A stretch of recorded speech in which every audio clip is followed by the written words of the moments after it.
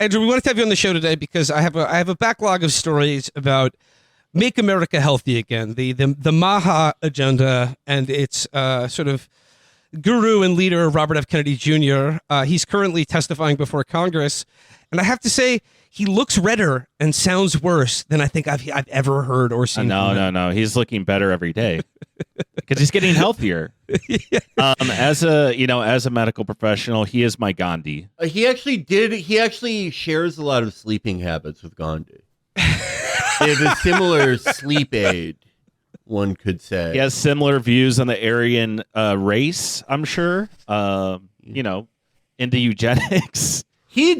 So everyone noted that he was especially red today, and like definitely he reminded me of the one-time UFC fighter Yoshihiro Akiyama, who was a Japanese man that looked like a distressed leather couch. He was just one of those leathery guys who were sort of catcher's mitt style face, but like a catcher's mitt, but wet. But the other thing that I noticed was it looked like he survived like someone just shooting a bunch of birdshot into him from 2 inches away. Like it. Have you ever met those people where it's like, did you have acne for like 20 years and just not stop picking at it? I mean, I have a lot of theories about him. I can get into them later, but I was just wondering, like you say, catcher's mitt. I was wondering how he gets all this shit done and he's in the cabinet while he has to be the mitt for potential MVP Cal Raleigh. Sorry.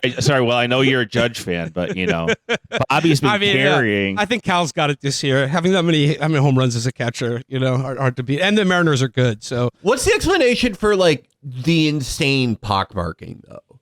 Because like John Kasich, I have always noted his pockmarks, but that makes sense. He's probably been they've probably like tossed him out of establishments and like kicked gravel in his face his entire life. Yeah, a lot of people usually have like horrible acne and things like that, and those people I feel for. Acne sucks, and people got to live with that. I don't think RFK ever had it. My theory about him. Okay, this might be a little bit longer, but the Kennedys are cursed, right?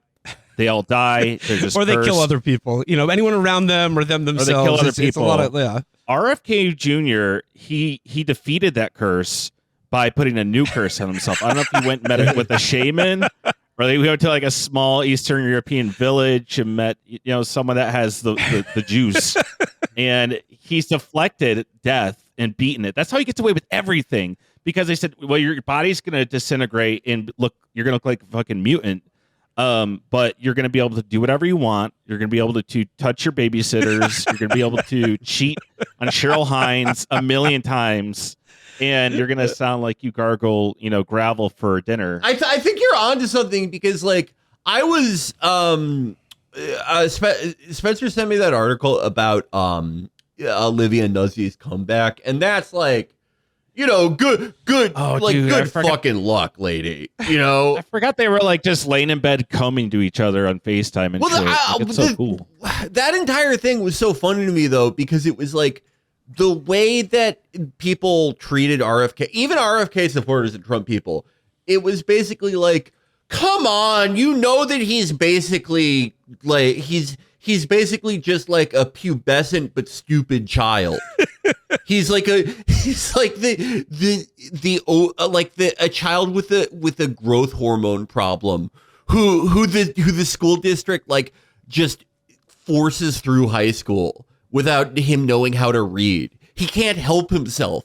Even if any woman FaceTimes him or sends him a silhouette of their tit, he'll spend his entire week sexting her. And it's probably spent like $5 million somehow doing it too. Like, I just don't know how he moves through life. He just like ekes his way through everything, and he looks like that. How does he like riz people up? He's like a berserk character. Like, it's fucking crazy. Like, and then all of his stories are like, I was with Jimmy Savile and Carlos Mencia on the Isle of Man, and we actually took turns strangling a mermaid. Yeah, I love that. When like last summer, every time that they were like, Yeah, this woman that you worked with said that you you made sexual comments towards her, and he's like, listen, we all committed rapes during the 60s.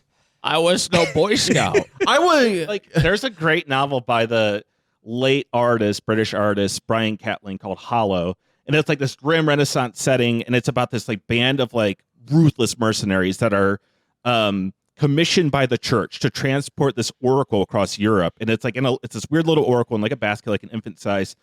And to feed it, they have to give it bones, and when they feed it, they have to confess like their gravest sins. Like that's how they feed this thing.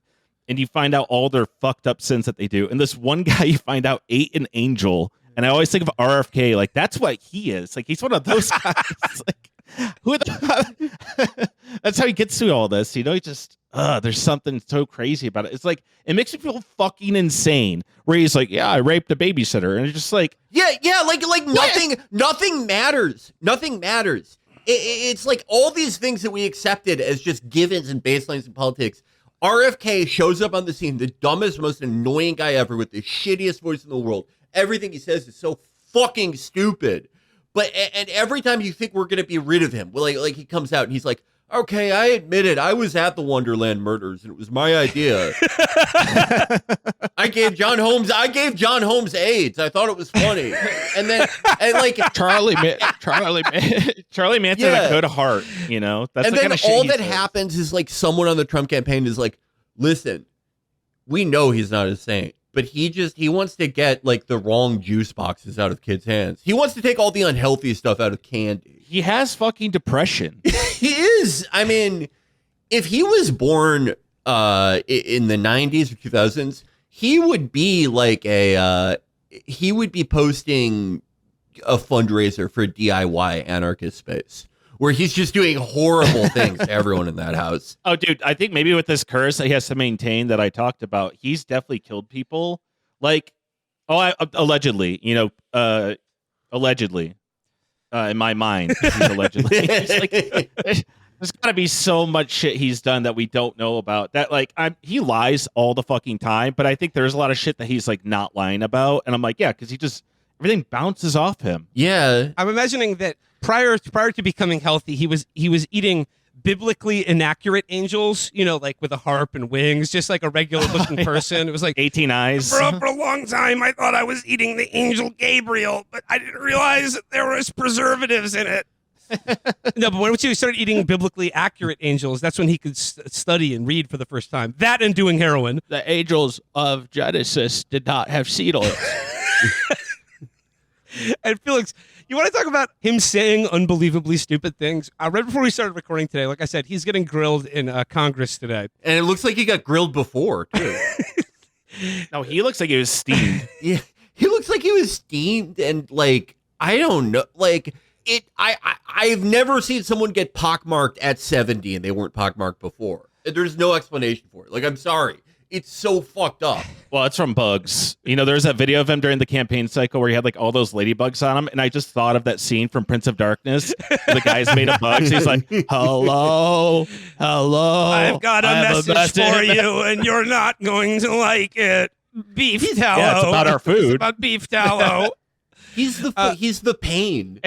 And then the picture of him just eating a fuck ton of McDonald's, because it's like, oh, you can have it, but we can't. Oh, No. dude. I think that was just for the photo, like the photo of him on Air Force One with the president. Like, to be in the cool kids club, you got to order McDonald's. I don't think he's eating that shit. You know, America became less healthy when Wendy's spicy chicken sandwich, the number 6, fell off. It's much worse now. I know, but a comment he made just today. He was getting questioned by Elizabeth Warren, who was like doing her Elizabeth Warren thing, and she was just like, Secretary Kennedy, true or false? Like, did you fire these commissioners because they wouldn't ban all vaccines? And is that why you fired the head of the CDC? And then he's going, no, I fired her because I asked her if she was trustworthy, and she said no. Would you hire someone who said they weren't trustworthy? And then Elizabeth Warren literally just, I gotta give her credit for this. He literally just goes, what? What? Fuck you talking about, dog? Like, It just drives me fucking crazy that anyone gives him any kind of platform. Like, why does everyone think he's so sick? I don't fucking get it. It makes me feel more insane than Trump. Like, the Trump is like, he's likable. Bobby Kennedy is not likable. He's a fucking freak. He's so annoying. He's so fucking irritating. And it's like, I've said it a million times, but it's especially now that he's in charge of the CDC. Okay, but then like Tom Homan with immigration, like no one likes him, and he's annoying as fuck. Like he's Mr. Whiny on the news all the time. Well, these people are coming over, they're trying to take our lives. And, he's just so whiny all the time. But Bobby Kennedy is the same way, and people are like, this guy's cool, he's smart, he works out in jeans. jacked. He's wearing jeans while he's doing rock climbing. And Has he even tried to do anything to like make his voice less shitty?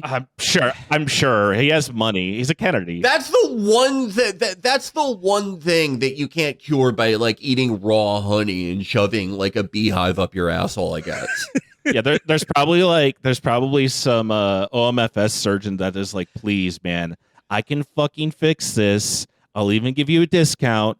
Please help our ears. I can do this. He's like, no, I've got to drink juice. It's so fucking humiliating. It's like, I feel like every day I feel like I'm in a workplace where no one likes each other, but there's like a mandatory attendance birthday party. This RFK shit, it used to be, we all understood. We have those dumb members of our family who, they're like, hey, you should get this new type of box that takes all the bad ions out of the air. And you're like, yeah, sure. Get that next time you visit, dummy. But they were cordoned off on Facebook. They didn't really bother us unless they came to Thanksgiving and you had to be like, oh, we made you special deionized yams with fucking distilled bullshit in them. But now it's like they're in charge of us. Yeah, well, like, he's the annoying lib hipster gluten-free girl now. Like, that's what they're all doing now. They're all fucking woke. Like, he's so fucking woke. They're all just annoying woke people. They flipped it. They ended woke and they made their own. No, yeah, that's true. That's true. That's exactly right. I used to associate woke people with like the food that my mom bought in the 90s, like the really spongy, tough wheat bread. Which was, I'm glad she did that. That was better than the stuff they were putting in white bread. But I don't forgive her for the peanut butter you had to stir. That was annoying. That was annoying. I was never going to come after you for that one. She would get me normal peanut butter. So I appreciated that. But like there's a type of lib food, and now it's like now the stereotype about libs is like, oh, they eat fruit roll-ups all the time and soy. Like the thing where they'd always preach like, oh, fucking vegans, fucking gluten people, so fucking gay, and now they're like way worse about it, and they're just making shit up. I mean, there's plenty of wrong with our food. Yes, there's public health problems, but he doesn't address the actual stuff at all. Like he talked about like, oh, kids have such mitochondrial issues now. And it's like, yeah, because they probably got fucking COVID, which you fucking caused, you stupid asshole. Yeah. Andrew, I thought he was talking about midichlorians, and he was looking for Anakin Skywalker. Yeah. He was like, yeah. There are more Jedis now than there were before. Oh, they're going to the dark side. It just like I think the issue around American food, I've thought it's been like an undercover thing for decades. The quality of food we have is awful. The thing that like drove me insane, I feel like there's a lot of rose-tinted glasses when people talk about like they want woke back, which like it's better than like whatever the fuck this is. But when people say that, they're forgetting shit like when Archer Daniels Midland would pay like Professor Crunk to say that the concept of food deserts is racist and that all food is the same. Like that always drove me crazy during peak woke. Yeah. But I care about it as an issue. I think factory farming is terrible. The average quality of American food, where that is one of the biggest class markers, along with teeth. That you have to eat fucking garbage if you're underneath a certain economic strata. But like his solution for it is like, good news, everyone, we made fries healthy. It's so fucking dumb. Yeah, and it just poisons it. It poisons this actual important thing as an issue forever. And forever You're brands just it with shifting this it. fucking idiot and his stupid. he just posts like Steak and Shake ads every day. I was talking about this with Spencer before he came on, but like so much of the Make America Healthy Again stuff and like the seed oil stuff and like, yeah, seed oils are bad for you, but like it's something about it strikes me as like a particularly American character defect where like we're just looking for the loophole or way out of the fact that all our most delicious foods are bad for you. Because like, yeah, like are fries cooked in beef tallow marginally more healthy for you than fries cooked in vegetable oil? Yeah, but they're still both very bad for you. It's like the same thing with Coca-Cola and like cane sugar.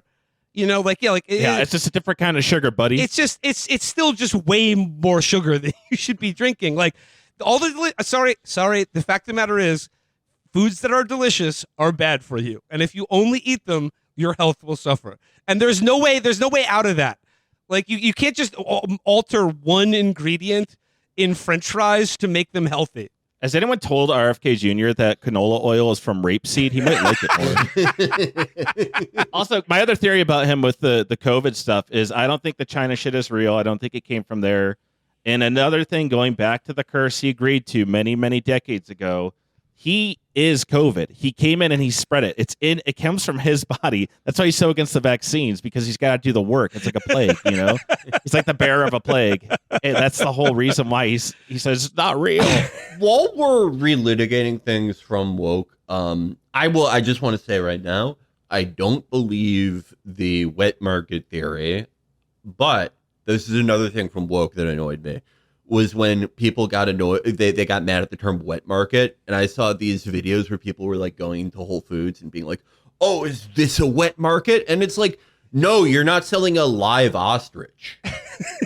Like I'm super in favor of China on a lot of things, but you can't say all the stuff they eat there is regular all the time. I don't think it's bad I'm not judging. I don't think it's like worse to eat an alligator than to eat a pig, you know? I don't or like a dog. Like it's all morally. It's not. I don't have a moral stance on it. It's just certain things are hilarious to eat. I mean, they would probably think that about our rednecks. There's always the racist tropes about eating dog or whatever. I'm like, we eat cows and pigs, man. That's just as bad as eating a dog.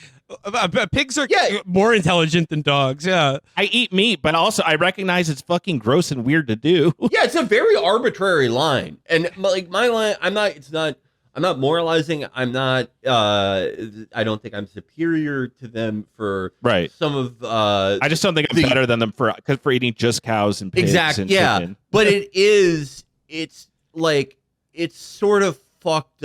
It's sort of funny to eat a pangolin. Like, what the fuck?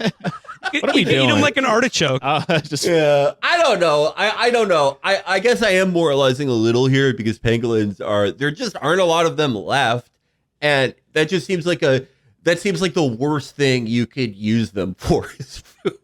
like this incredibly rare, like, you know, this animal that's sort of like out of time, this scaly mammal. There aren't a lot of them. It'd be like making jerky out of like a silverback gorilla. Like, what are we doing? Yeah, is that the best use for that thing?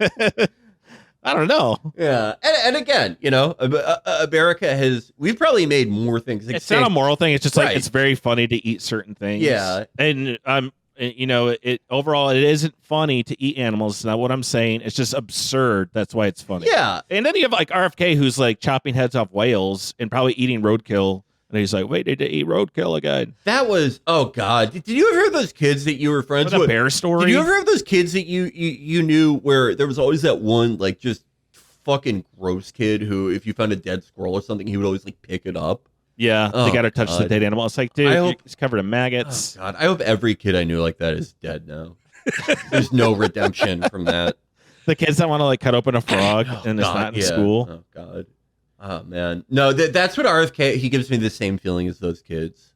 Oh, he's an animal torturer. Yeah. Well, I mean, like, also, there was a article out today about how he has basically, like, his Health and Human Services, they have buried and like basically censored a major study that connects alcohol use with cancer. And it's not the first time they've done this either. I mean, like, yeah, like once again, alcohol not good for you. I can't imagine we're gonna get around that. But this was back in in April of this year. This is a headline here. Top NIH nutrition researcher studying ultra-processed foods departs, citing censorship under Kennedy. And it says here, he detailed what he called an intervention by HHS regarding media coverage of our study on brain responses to ultra-processed foods. The study, published March 4th in the Journal of Cell Metabolism, used brain imaging to see whether consuming ultra-processed milkshakes high in fat and sugar caused reactions in dopamine similar to addictive drugs. Surprisingly, Hall and his team wrote in the paper they didn't, at least not large enough to be picked up on PET scan. HHS denied an interview request from the New York Times and contacted the reporter directly to downplay our study results because our data might be viewed as failing to support preconceived HHS narratives about ultra-processed food addiction. My written responses to the reporter's questions were edited and submitted without my approval. So I love that they were like, so they were basically studying the effects of milkshakes on your brain and like, does it hit like heroin does? And it's like, well, look, milkshakes are great. I mean, they're delicious, but they're not that good. I mean, I think it's context. Like, if you were to give a milkshake to someone from the 1500s, they'd be like, "Yeah, this is heroin," but they didn't have heroin yet, so they might not know that. So it's kind of a toss up. I don't always agree with that framing where it's like, oh, if we gave a fucking guy from the Middle Ages Mountain Dew, he'd go crazy. And it's like they were eating things that like you just can't get today. Like they ate like goose pie every day. Stargazy pie. That would probably make you. Stargazy pie. All the fucked up birds they ate. I mean, like, there's certain sodas that would absolutely, they wouldn't go crazy, but they'd be like, man, this is They would love it. Have more. They would love it. If you give That's what I mean. Oh, you know what they would love is Big Red, because it's actually a very subtle soda. Ooh, you wouldn't. Faygo Rock and Rye. That's a good one too. I think they. I'm taking Faygo back to the Middle Ages. I'm making a bunch of juggalos in Brittany. I don't know if that's when Brittany was around. You know, don't yell at me, historians. I mean, but all the food stuff, right? Like they want a study that shows that ultra processed foods are as bad as heroin, which RFK Jr. also thinks is like not that bad. He loved that He stuff. loves great. Yeah. It helps you focus and read books. And I was at the bottom of my class. I started doing heroin. I went to the top of my class. Suddenly I could sit still and I could read. And then spiking a study that shows that there is a definitive link between drinking alcohol and cancer, right?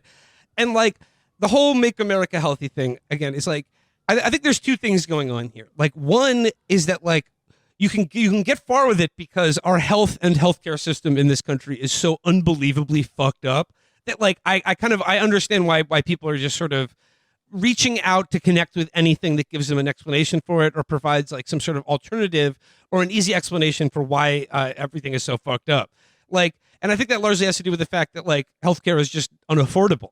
So like whether you believe in the germ theory of disease or not, if like it's too expensive to see a doctor or you're just so daunted and afraid of accessing even the health insurance that you do have because of how like, you know, intentionally perplexing and vexing it is, then like, yeah, like I can totally understand why when, a guy with a red face and a weird voice comes on telling you these like, you've been lied to the entire time. Like thing is like, if you can't see a doctor and someone comes along to tell you that all doctors have been lying to you your entire life, well, then it's just like, well, yeah, of course. Like, why wouldn't you believe that? And it's also, this is like the one avenue with healthcare where people who, don't have like the highest third tier of health insurance plans can actually not only feel in control of something, which I think is a huge thing for all American healthcare, even if you do have insurance, that you actually feel like you have some measure of control and agency, but also that you know something. Because that is, I always think about that for people who just have these like shit tier insurance plans that are just like the bare minimum that their employer can give them while still getting a tax advantage out of them or whatever the fuck they have.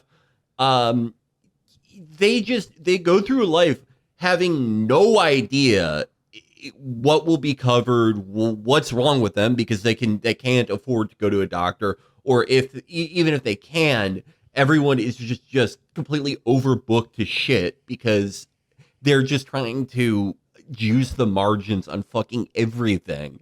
And to feel like you actually have not just a degree of control, but like some level of like cognizance over what is going on with your body and it just health in general is probably fucking huge. Like, I completely get why people are into it. I think it's annoying and I think all this shit is stupid, but when it's just like a random person, I don't really blame them. I mean, I don't see how you could put somebody through the experience of being on like the lower half of healthcare plans in America and not have someone come out like a little bit skeptical. Or like the people that don't even have health insurance, which is like a lot of people, right? My biggest thing that I hate that people like centrists or people on the right will push when trying to argue against universal healthcare is they'll say, well, we need to focus on preventative medicine. I'm like, you can't do preventative medicine if these people don't even have a fucking baseline of where their body is at. They don't know what their genetics are, what they're predisposed to. They don't know what their blood work is. They don't know what their fucking electrolytes levels are. Like, they don't have any of that. You can't fix those things or even prevent further problems if they can't even get those checkups or get the care they need as a fucking baseline to even start that. So it's just such a bullshit deflection. And it's just another reason why we need, universal healthcare. It's like, that doesn't solve anything. The biggest thing is that preventative medicine. I agree. It's very important, but we need these things in place so people could even start somewhere. How many Americans under 60 do you think have yearly checkups? It's probably fallen off a fucking cliff. Yeah, especially like millennials, Zoomers. And put on top of that the drastic cuts to Medicaid that are just going through right now. Oh yeah, That's just brutal. And like, and this is going from like, I think what like is like the second big thing that is like really driving the Make America Healthy Again agenda. And like, I don't know, RFK as just a person and like the appeal of the snake oil that he's selling. And that is that like at the exact moment, and I've said this before on the show many times, but like at the exact moment when they are removing what is left of our threadbare public health system in this country, be it Medicaid, Medicare, or the Centers for Disease Control or FDA or anything like that. They are aware that like healthcare is just not something that non-rich people are allowed to have anymore, or will be able to afford to have. Like, so what I mean is like that's why like the focus on which food additives and ingredients, like steak and shake has got beef tallow fries now. Everybody go eat them. You go eat there. I think Robert F. Kennedy is himself a basically kind of an old school eugenicist. And I think that's why his focus on vaccines and autism is like really like what he started his career on, because I think autistic people disgust him. And I think like he looks at defective, sick people as weak and sort of like they're poisoning the body politic.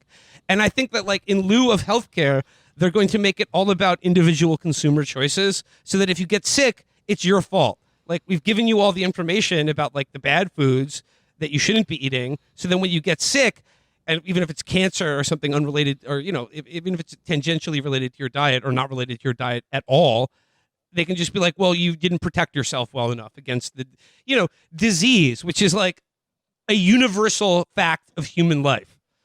Disease, aging, death. You can't really protect yourself against it. But I think like they're in lieu of giving people access to healthcare or the ability to see a doctor or medicine that might actually help them, they're like, I think it's just like they're setting the stage to make it okay to blame people for when they have poor health outcomes because they're stupid and weak and like they refuse to see the truth that's being ladled out to them by Secretary Kennedy. Yeah, it's medical Calvinism. Yeah. Exactly. Yes, medical Calvinism. That's the exact right term.